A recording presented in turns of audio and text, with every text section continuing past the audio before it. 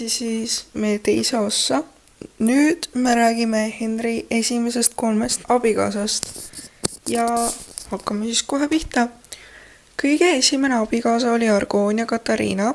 Ta sündis 1485. aastal Hispaanias ning oli võimsate Hispaania valitsejate Ferdinand II ja Isabella esimese tütar.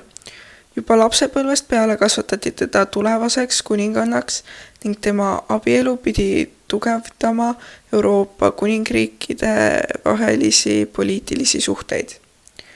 Katariina saabus Inglismaale, et abielluda prints Arturiga, kes oli Inglismaa troonipärija. Nende abielu sõlmiti 1501. aastal, kuid jäi väga lühikeseks, sest Artur suri vaid mõne kuu pärast.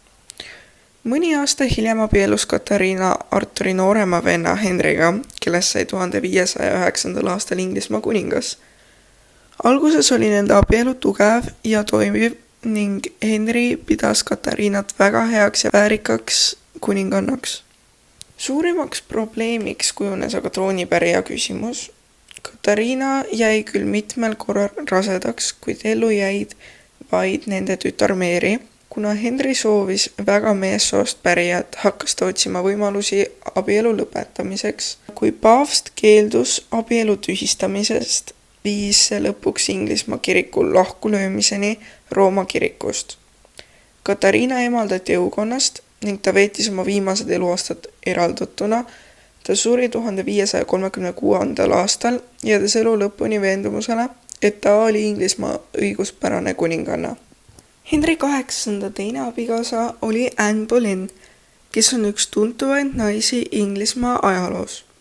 Anne sündis mõjukasse aadli perekonda ning sai noorena väga hea hariduse Euroopa õukondades.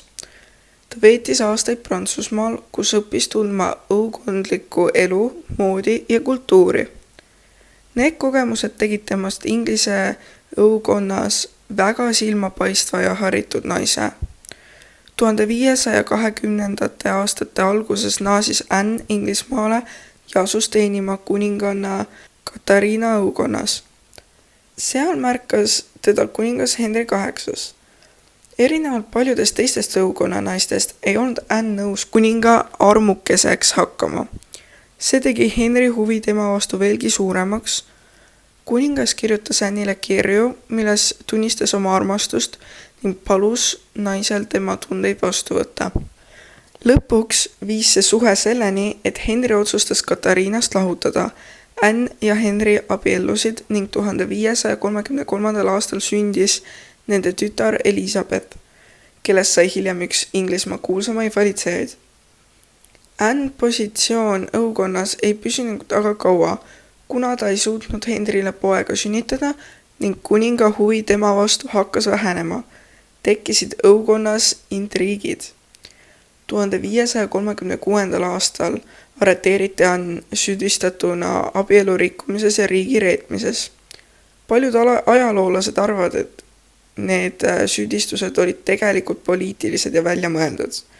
Anne mõisteti süüdi ja hukati 19. mail 1536. aastal London Toweris. Tema surm on üks dramaatilisemaid sündmusi Tudorite ajaloos. Henry VIII 3. abikaasa oli Jane Seymour. Jane pärines Inglise aadli perekonnast ning teenis varem õukonnas õuedaamina nii Argonia Katariina kui ka Anne Boleyni juures. Teda peeti vaikseks, tagasihoidlikuks ja väga vooruslikuks naiseks. Kuningas hakkas Jane'i vastu huvi tundma umbes 1535. aastal. Erinevalt mõnest teisest õukonna naisest ei olnud Jane nõus kuninga armukeseks hakkama ning nõudis abielu. Henry ja Jane abiellusid 1536. aastal vaid mõni päev pärast Anne Boleyni hukkamist. Jane'i kõige suurem roll Inglismaa ajaloos oli see, et ta sünnitas Henryle kaua oodatud meessoost troonipärija. 1537. aastal sündis nende poeg Edward, kellest sai hiljem Inglismaa kuningas Edward VI. Paraku jäi Jane'i elu väga lühikeseks, ta suri vaid 12 päeva pärast sünnitust. Kuigi Jane oli kuninganna, vaid lühikest aega jäi ta Henry VIII jaoks väga oluliseks, sest just tema andis kuningale troonipärija.